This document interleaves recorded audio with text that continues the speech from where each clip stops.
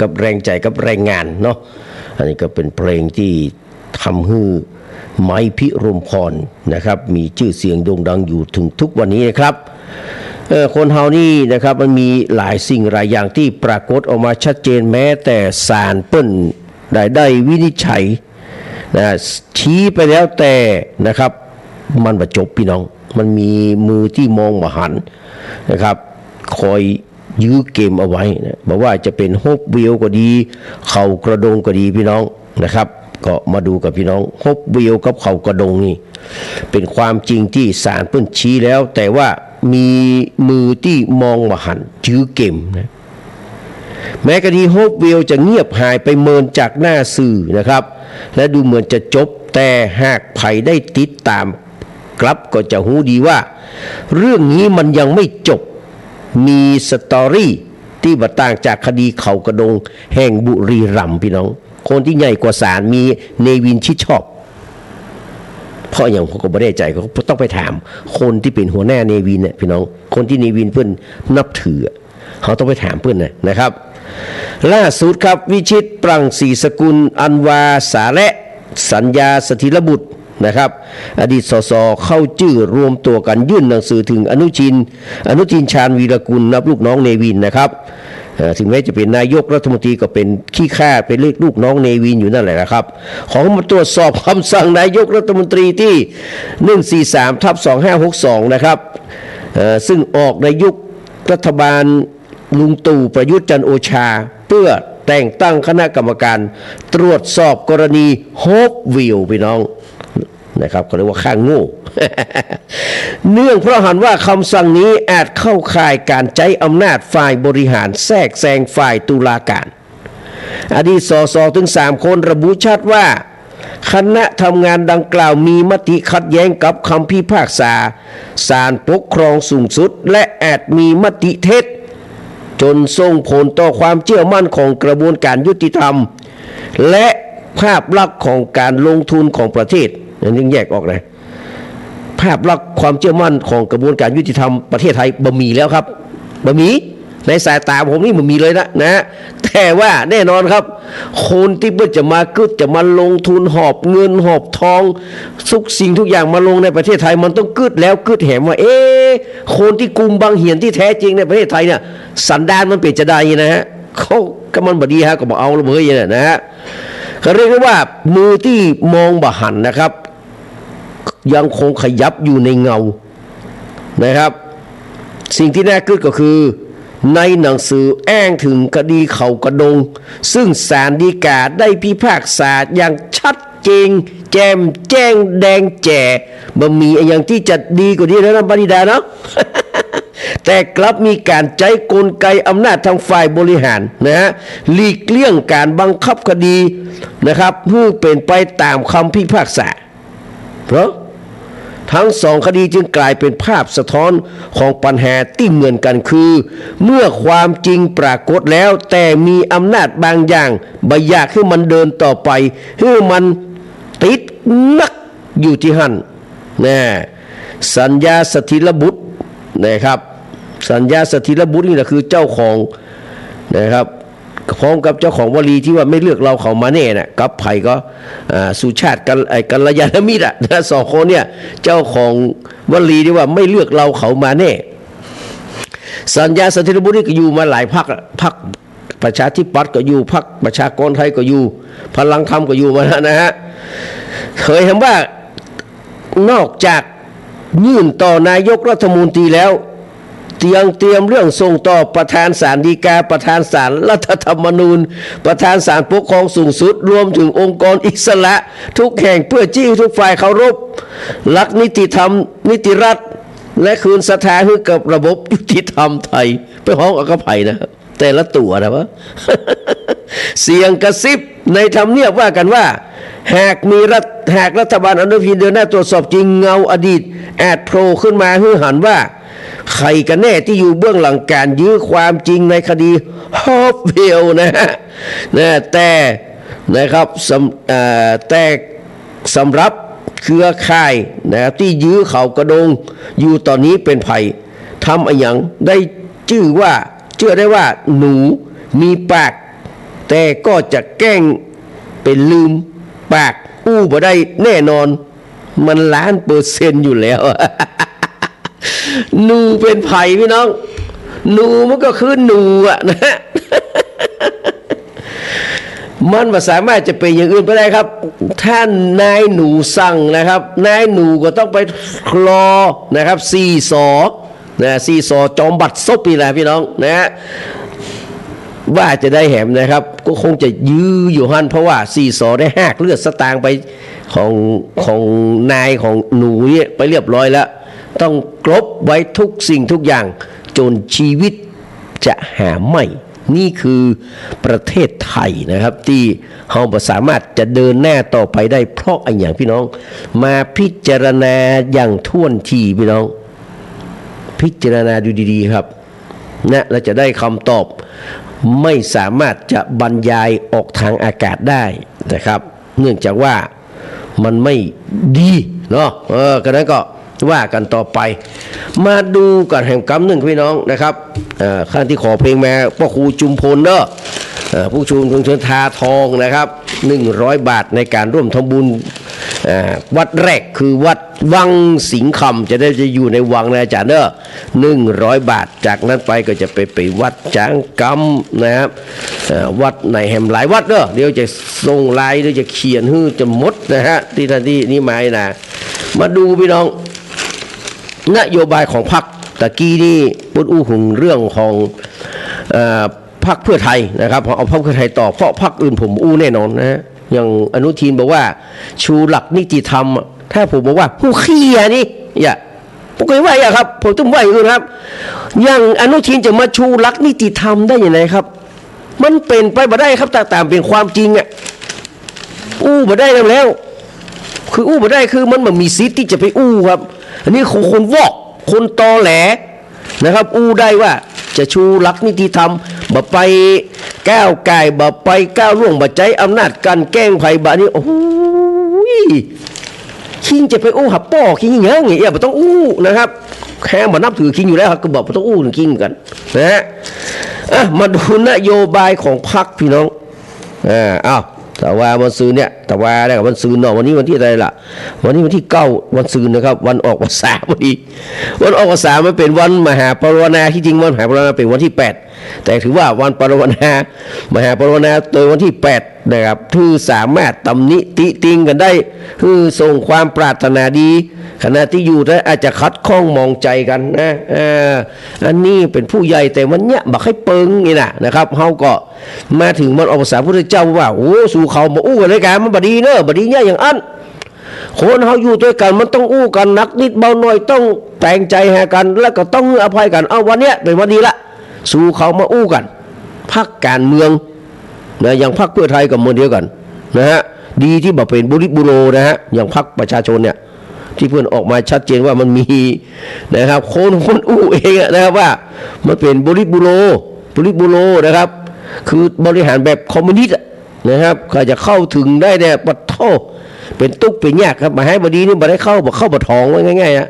พรรคเพื่อไทยก็เหมือนกันนะครับบางเทื่อก็มีเจ้าใหญ่นายโตวางแก้มวางมัดเหมือนกันมีเหมือนกันนะฮะแต่น้อยกว่าดังนั้นเมื่อวันที่7นะครับตุลาคมที่ผ่านมานะครับวันนี้ก็เป็นวันมหาวิปโยคแห่งวันหนึ่งที่ก็ถ้ามีเวลาก็เล่าเนาะ6ตุลาคม19เนี่ยนะครับวันนั้นเป็นวัน6ตุลาเรียบร้อยไปละปุ้นหำกำก็จะเป็นวันที่14เนาะ14ตุลา16นะครับก็เกือบจะแพ้10 ปีแล้วพี่น้องผ่านไปนี่แผลหัวใจเขานี่ไม่แห้งนะฮะคนไทยที่เคยผ่านมาเหตุการณ์2เหตุการณ์นี้นะครับตุลาวิปโยคนะมันแห้งกันน้อยเดียวแห้งกัน3 ปีนะปี16เนี่ยนักศึกษาประชาชนทั้งหลายที่ออกมาประท้วงรัฐบาลในสมัยนั้นนะได้ถูกยกย่องนะครับคือเป็นพระเอกนางเอกกันบะเบอพี่น้องกันก็ฮะสถานะตอนนั้นอ่ะเพราะอย่างครับเปิ้นสมประโยชน์ไงสามารถล้มคนที่เปิ้นบ่อยากให้อยู่ไล่ออกจากนอกประเทศไปและพอดีเปิ้นจะต้องการฆ่าจัดการครับไอ้คนที่เป็นพระเอกในตัวแรกอ่ะนะครับก็คือนักศึกษาประชาชนเนี่ยคนบางคนก็เติบโตใหญ่ไปเป็นนักการเมืองก็มีอย่างก็มีละนะฮะ บางคนก็ยังเป็นนักศึกษาเฮียนมาจบเป็นไอ้โคงก็มีเบื่อนะมันก็เลยอาศัยนี่เหมือนกันฮะเอามือเอามันยำมันอ่ะตอนแรกเอานักศึกษาไล่ก็พออันที่สองนะครับก็เอาเงื่อนงำของการที่บอนุญาตให้คนบางคนเข้ามาในประเทศแต่ไปบวชมาก็หู้อยู่ครับผลลัพธ์ที่จะได้เนี่ยนะครับผลเล็งผลเลือกไปแล้วว่ามันจะออกมาจะได้ครับมันก็สมใจกับคนเหล่านั้นสุดท้ายก็เกิดการเค้นฆ่ากันนองเลือดนะครับบักการกันเลยครับแต่616ตุลานี่แน่จะแสบสั่นกว่าแน่จะมีเงื่อนงำอย่างนักกว่านั้นนะครับฆ่ากันแบบตรงๆนะพรรคการเมืองบางพรรคผู้ใหญ่บางพรรคนี่ก็ทรยศหักหลังประชาชนนะครับโอ้สุดๆเลยนะฮะอันเนี้ยนะครับจากกลายเป็นพระเอกกลายเป็นผู้ร้ายโดนแขวนคอตายโดนข่มขืนแล้วแค่โดนยิงเอานี่พี่น้องบ้านเมืองเฮามันเป็นจะอี้นะพี่น้องส่วนหนึ่งเนี่ยเปิ้นว่ามันอยู่ในมหกรรมการบนบานสารกล่าวหมูขยะหมูผมหมูนะครับถ้า พี่น้องก็ไปสืบถามเอาเองกันเลยเด้อมาดูพรรคเพื่อไทยครับจัดงานเปิดบ้านไปเมื่อตะวันซืนนี้นะครับ7 ตุลาคมเนี่ยยืนยันว่าพรรคเพื่อไทยยังไม่ตายยังฉันยังไม่ตายยังหายใจสบายและเพื่อไทยไปต่อ จะแตะเด้อนะพร้อมกับเปิดตัวคณะทำงานและผู้สมัครจำนวนหนึ่งนะแม่ทัพใหญ่ขอการเลือกตั้งรอบนี้จะเป็นภัยไปบ่ได้ครับคือสุริยะจึงรุ่งเรืองกิจบ้านเฮามีสุริยะจันทรังสีอดีตนักจัดรายการชื่อดังเลยนะครับธรณีนี่นะหรือแม่ดินเท่ากำมืออย่าให้ใครยื้อแย่งเอาไป สุริยะจันทรศรีนะครับจันทรังสีนะโอ้สามัคคีเถิดน้องพี่จงร่วมใจนะโอ้หมดแต่เนาะเขามีสุริยะจันทรังสีเขาก็มีสุริยะจึงรุ่งเรืองกิจนะครับประกาศว่าขอให้รอดูผลเลือกตั้งเนอะซึ่งตัวเก่าตั้งเป้าว่าน่าจะได้200 บวกลบ 10% นะโมก็ว่ากันไปที่ยังไม่ได้ประกาศออกมาคือนโยบายนะอย่างที่ว่าคิดนโยบายของพรรคและก็แคนดิเดตนายกนี่พี่น้องสองอย่างนี้ยังไม่ได้ประกาศยังไม่ได้เตี้ยนะครับเพราะฉะนั้นนโยบายต้องมีใหม่ๆพ่องเนาะแต่30 บาทรักษาทุกโรครักษาทุกที่นี่แน่นอนอยู่แล้วนะครับต้องกว่าจะมามั่นคงได้ขนาดนี้นะผ่านอย่างมานักหนาป้านพี่น้องสำหรับนโยบายนะครับอดีตนายกแพทองธารชินวัตรบอกว่าจะระดมความคิดเห็นจากพี่น้องประชาชนโดยเปิดเวทีตาดูดาวตีนติดดินเนี่ยท้าดูดาวตีนติดดินนะครับแล้วก็ศึกษาวิจัยและค้นคว้าออกใหม่ของประเทศในยุคที่โลกมันเผชิญกับความผันผวนทางเศรษฐกิจการเมืองและสังคมไม่ใช่แค่กันทั่วไปแต่คือการตั้งเป้าหมายใหญ่โดยเวทีดังกล่าวจะเริ่มที่สำนักงานใหญ่กรุงเทพภายในเดือนตุลาคมเนี้ยก่อนที่จะขยายไปสู่ภูมิภาคต่างๆเพื่อให้ประชาชนจากทุกภาคมีส่วนร่วมในการออกแบบนโยบายโดยตรงนี่พี่น้องเราก็ต้องรอฟังแหมต่อไปว่าพรรคเพื่อไทยจะนำเอาข้อมูลจากประชาชนไปเสนอแนวไหนจะเข้าตาตรงใจผู้มีสิทธิ์ออกเสียงนักน้อยเท่าใดพี่น้องสถานการณ์ของพรรคการเมืองไทยเพื่อไทยรอบนี้ต้องบอกว่ายุ่งยากพี่น้องต้องยอมรับต้องแน่หันใจด้วยนะนะครับหลังจากที่บัตรตันเกมง่ายๆคือบัตรตันเกมเพียงพร้ำในการเกมการเมืองเนาะบัตรลักกี้อินเกมสักกรรมนะ กลายเป็นฝ่ายค้านไปเรียบร้อยเพราะมันแน่เชื่อพี่น้องแม้ว่าค่อนข้างจะเชิดชัยในเวลา2 ปีแรกแต่สถานการณ์หลังๆมีอุปสรรคหนักขึ้นก่อนศาลรัฐธรรมนูญตัดสินคดีคลิปเสียงนายกใครกับ ฮุนเซนพี่น้องอันนี้มันไม่ใช่จบเลยนะครับเนี่ยปปชกำลังเร่งเครื่องเลยครับปปชเป็นไผ่พี่น้องปปชก็เป็นหลานของอนุทินไง ปปชเป็นหลานของอนุทินนะครับแล้วก็เป็นเหลนของเนวินนะครับเพราะอย่างครับต้องบอกว่าศาลรัฐธรรมนูญก็ดีปปชก็ดีนี่เป็นลูกของสวพี่น้องเป็นลูกของสวเป็นลูกใครครับลูกของเนวินลูกของอนุทิน เพราะฉะนั้นอนุทินนี่มีศักดิ์นะครับเป็นตานะครับเป็นปู่นะครับของปปชนะครับเพราะว่าอนุทินเป็นป่อรองลงมานะครับเลี้ยงแตนป่อแต่นี่เพิ่นอยู่ตั้งหลังนะครับป่อแหนอย่างอนุทินนี่เป็นคนฮับหน้าเสือก็เป็นตาเป็นปู่ไปนะฮะเพราะฉะนั้นแน่นอนนะครับปู่ใหญ่เนี่ยขยิบตาไปทางทวดใหญ่นี่ขยิบตาไปทางใดนี่พวกนี้ก็จะไปทางนั้นแหละมันต้องไปถามครับจะมันไม่จะปิดผลดีครับนายกอุ้งอิงไม่มีทางพี่น้องตัดได้ก็ตัดนะครับทวีสอดส่องโดนแน่นอนภูมิธรรมเวชยชัยโดนแน่นอนครับโดนแน่นอนหรืออุ้งอิงจะเป็นรอดอย่างพี่น้องไม่มีทางบอกง่ายๆครับว่าตรงๆนะฮะถ้าว่าปลอดนี่ก็คือว่าโอ้พิลึกพิลั่นอัศจรรย์สุดนะเพราะว่าแกยังเป็นแม่เล็กได้พอสมควรนะครับสำหรับคุณอุ้งอิงเนี่ยยังเป็นแม่เล็กดึงดูดได้พอสมควรนะความจริงแล้วมันดีกว่าไอ้หนูไปปั้นเต้าล้านเต้าแต่ว่าเขาไม่ปลื้มเขาไม่โปรด แค่นั้นเองนะนะครับเมื่อมีการวินิจฉัยแบบนี้ก็ทำให้อุ้งอิงนะครับนายกแพทองธารพ้นจากตำแหน่งเกิดการเปลี่ยนแปลงขั้วการเมืองพรรคภูมิใจไทยได้รับไม้อันวิเศษนะครับจากพรรคประชาชนนะครับได้ยื่นนะครับว่าโดยเงื่อนไขว่าให้ยุบสภาภายใน4 เดือนและทำประชามติแก้รัฐธรรมนูญนะส่วนเพื่อไทยไปเป็นฝ่ายค้านจะว่าไปครับการเมืองที่รอคอยอยู่ตั้งหน้าหากยุบสภาเลือกตั้งปี69ก็เป็นโจทย์ยากสำหรับทุกพรรคนะฮะจากหลายปัจจัยพี่น้องปมสำคัญที่จะมองข้ามมาได้ก็คือความขัดแย้งกับกัมพูเชียนะครับคุณป้อฮุนเซนเนี่ยคุณป้อของไอชาดานี่นะฮะความขัดแย้งกับกัมพูชารุนแรงขึ้นเรื่อยๆจากคดีปราสาทพระวิหารเขาพระวิหารนี่นะเมื่อปี2505นะครับสฤทธิ์ธนรัตน์บอกว่าโอ้ขอกินจะเอา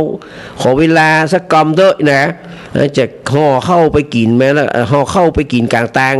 แล้วก็จะปิกมากินข้าวแรงบ้านเฮานะพระเจ้าเนี่ยสักกำไตก่อนนะ